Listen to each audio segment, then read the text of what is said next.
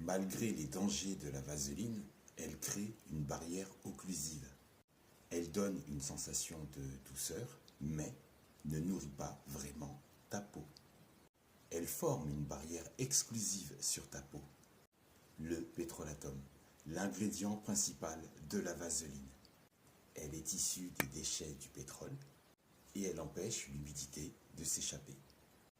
Tu vas me dire que c'est quand même très intéressant pour garder la peau hydratée.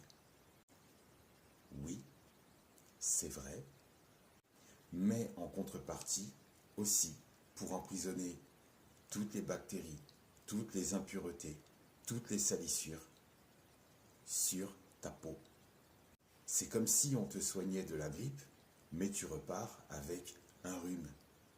La vaseline, vantée commercialement pour ses pseudo-propriétés hydratantes et protectrices, les campagnes de publicité fonctionnent, leurs arguments aussi, puisqu'ils parviennent à séduire les hôpitaux et à en faire usage.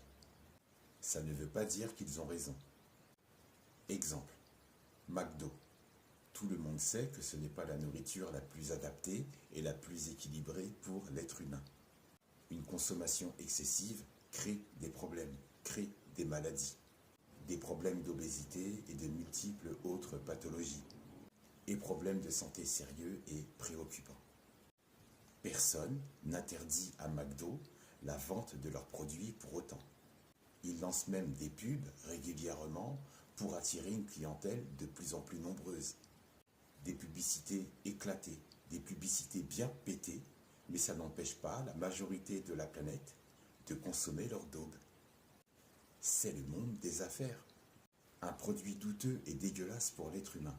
Si l'argument tient la route, ou si les millions investis dans les campagnes de pub, diffusées en boucle, le matraquage fonctionne, donc ne sois pas surpris s'il y a de la vaseline dans les hôpitaux. Un hôpital, c'est aussi une entreprise.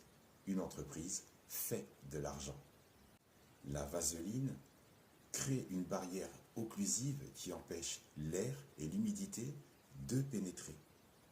Ça peut sembler magnifique pour garder une peau hydratée.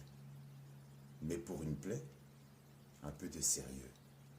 C'est un peu comme mettre un couvercle sur une casserole en ébullition. Ça empêche la vapeur de s'échapper et aggraver la situation. En effet, les blessures ont besoin d'air pour guérir correctement. Si la bactérie est appliquée sur une plaie, elle peut piéger les bactéries